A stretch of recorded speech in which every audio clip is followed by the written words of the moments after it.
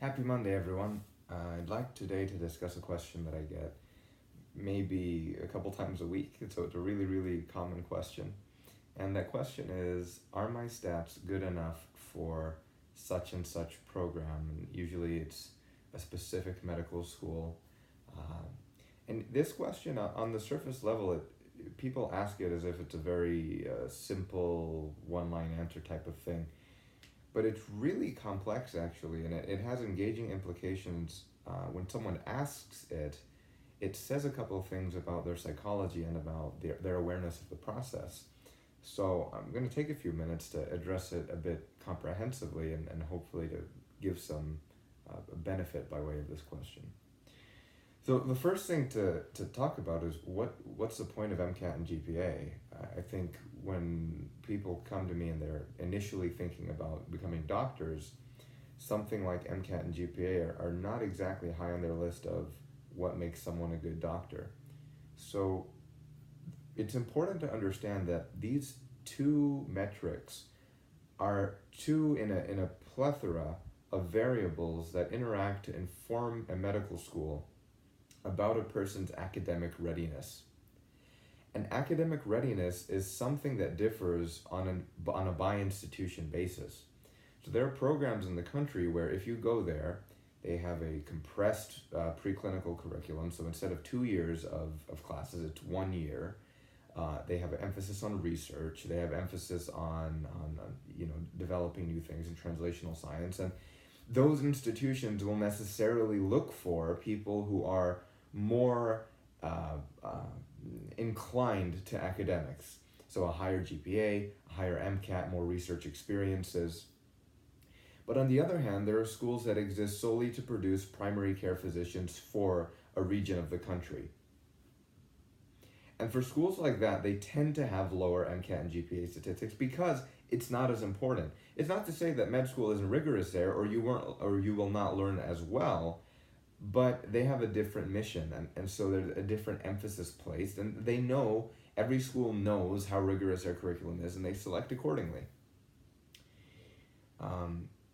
So that's sort of how they look at it. Another thing to understand is academic readiness, and this is coming directly from a talk once given by the director of admissions at Stanford. It's a lot of the time it's a yes or no type thing. So if you have a 3.9 and a 515 on the MCAT, that's not different from someone who has a 3.9 and a 514 on the MCAT, or a 3.89 and a 516 on the MCAT. You're academically ready. And that's why a lot of the time you'll see a school's MCAT and GPA range fluctuate up and down by 1, 2, 3 points every year. Because academic readiness is academic readiness, and that's probably not going to be the deciding factor most of the time. However, and the sort of ethicality of this next point is something that always concerns me. But U.S. News World Report, which is a big ranking institution that determines the ranking for medical schools every year, just by the way, the metrics they use have actually very little to do with quality of education and should not be a big role in selecting medical schools most of the time. Some of the metrics they use are the average MCAT and GPA of the school's incoming class every year. So there are schools where being highly ranked is very important to them because their benefactors like to see it, or maybe because that's just sort of what the leadership is interested in at the time. And so they'll be gunning for a certain statistical range in their incoming class overall. So that's another way that MCAT and GPA factor into the decisions of the institution at large, but you don't worry about that too much. So now we come to where the question tends to originate, which is I've looked at the website, I've looked at the MSAR data, and I'm not sure if I'm competitive at this program. And I don't like the word competitive either, but that's the way it's often phrased. So first off, it is alarming how so many pre-medical students, having taken statistics, once they look at MSAR, their understanding of range and median just goes right out the window. They're like, well, the average here is a 515 and I have a 514, therefore I shouldn't apply.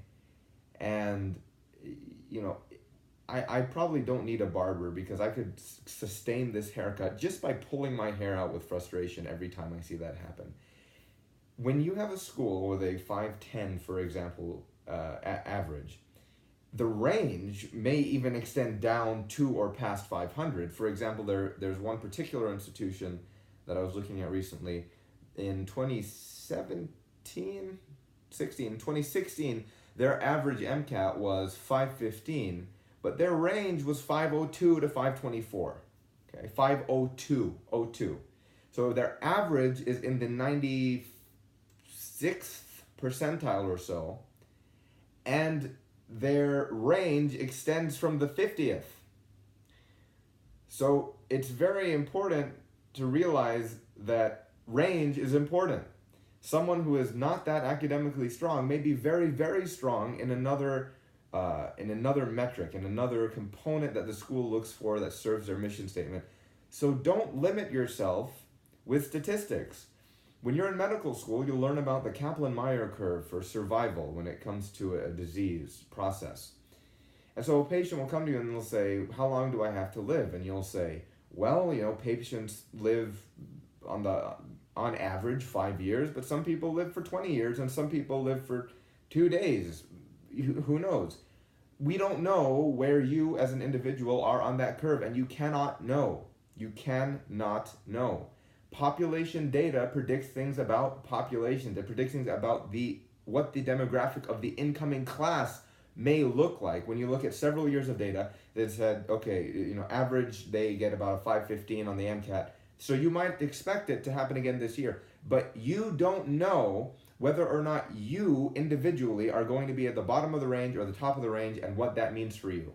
So it is imperative that we not limit ourselves due to a faulty implementation of statistics. Just like it would be entirely incompetent to tell a patient, you have 5 years to live. There is zero scientific basis ever for saying that to a patient, because that's not how it works. You might say, on average, people with your condition have this amount of time, but here are some things you can do to try to improve, right? People who survive longer tend to have better exercise or better social support or better diets or whatever it is. That's the discussion you have. Similarly, we say this is the average, but here are things you can do. You can write a stronger essay. You can engage in these extracurricular behaviors. You can present yourself this way at interview. These will improve your chances regardless of your MCAT score. That's the proper way to think about it. We must not let statistics slip when we think about this particular issue, and it happens so commonly. And often I've even seen applicants who, are very, very strong, and, because I look at this all day, and I know that this person could have gotten into their dream schools. I say, why didn't you apply to your dream school? They said, well, I'm too far below. Who said you're too far below? Often, I've almost never seen that as an accurate statistical inference when someone tells me that. So it's imperative to be mindful of how we use statistics. Now, I will also say, in the last 2 years, I have seen several instances in which people have gotten into their reach schools being in the bottom 10% of their accepted statistics and have gotten generous scholarships. And not just one or two people. I've seen it happen a number of times. Which leads me into, when a medical school say we review things holistically, what does that mean? It means what it sounds like. They're being honest. They're not blowing smoke. They don't have to say. There are a couple of institutions that kind of say that, and it's just not true, but I won't get into that. What they're looking for is, okay, we have this mission. We have this mission of research or the social mission or academic mission or whatever it is. How does this applicant fit into that? What do they bring? Do they bring academic strength? Do they bring research acumen? Do they bring pedagogical facility or communicative faculty or a depth of experience working with the underserved or global health experience, or are they bilingual? All of these things are necessary. For example, Vanderbilt University medical students throughout their education independently run, under supervision, a free clinic. And in order to run that clinic, they need people who can lead the clinic. They need people who can see patients. They need people who can speak different languages so that they can serve the diverse population of Nashville. So if they just took everyone with the highest MCAT scores, that may skew to certain demographics, and they will not be able to do that. And that's just one example. They need a range of people. They need to be holistic. You will most definitely bring a whole range of things to a medical school, not just your MCAT and GPA. So consider that and give them the opportunity to recruit you, even if you don't think that you just bring the statistics, okay?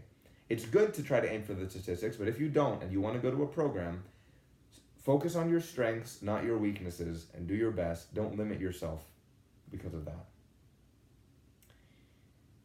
Now, the question becomes, when I get this question, am I able to get into medical school or a medical school?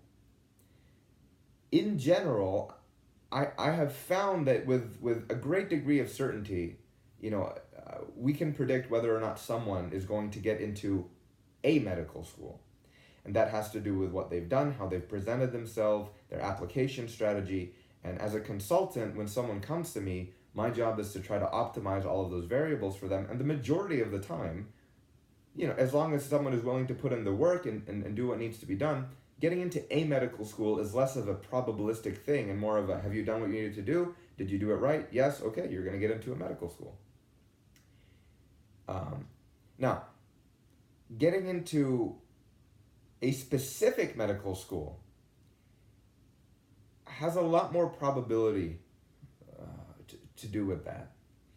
And that's because the applicant pool varies every year. That's because the people doing the reviewing varies every year. And that's where really those individual differences start to play as a significant role. But the question must be asked, why are we doing what we're doing? The goal is not to go to such and such medical school. The goal is to become physicians. And when you go and you interview, you'll find that there are actually really wonderful components to every program. Even programs that you may have never heard of before you started applying, and you applied to it, just because. And you go there, and they're wonderful people, wonderful programs, a wonderful area, a wonderful patient base. And so there is delight to be found at every single program in the country. And if your mission is to go and become a physician, to earn the skills to take care of patients, then it's not about which medical school there are programs that may suit you better or that you may be more enthusiastic about, but the mission needs to be, I want to become a physician. Truly aim for your dream schools. You should absolutely do that.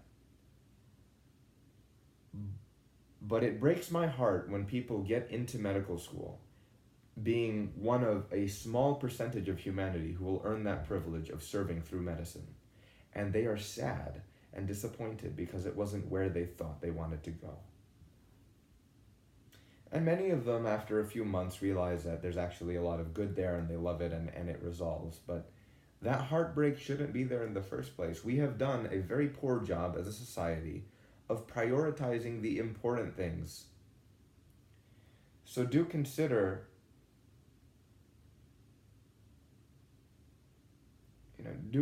why we're all in this in the first place.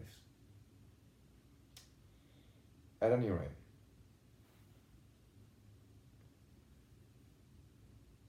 when we think about preparing for medical school, whether it's for a medical school or programs in general, we have an ethical responsibility to prepare ourselves as servant leaders, not as applicants.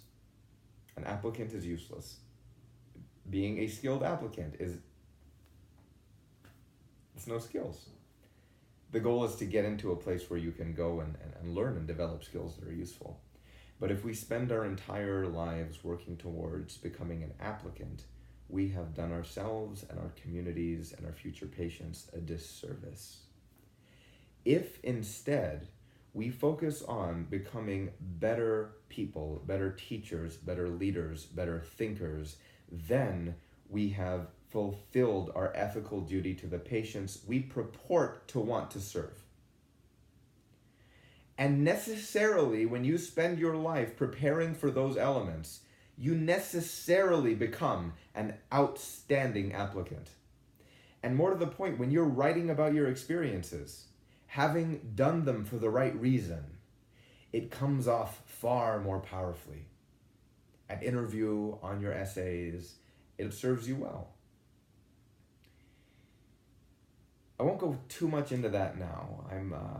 We are planning a event down in Dallas in September, where I'll be coming down to talk about preparing for medical school, preparing for a career in service, and what that means, how to do it, and addressing some of these questions that are frequently asked and some of the questions that should be more frequently asked. So I sincerely hope to see a lot of you there, and more details will be provided once we finalize them. But for now, we spoke today about how you consider your MCAT and GPA in the context of your candidacy. We spoke about what holistic review means and some of the implications thereof, and how to keep a proper mind about us when we're using statistics to look at MSAR data. And then finally, our ethical responsibility to develop as servant leaders and not just applicants. I truly hope this will be beneficial, and I ask your forgiveness for any weaknesses in my speech or faults in my understanding. Please ask whatever questions arise from watching this video. And I sincerely hope to see a lot of you in September, and again, details will follow. But have a joyful week.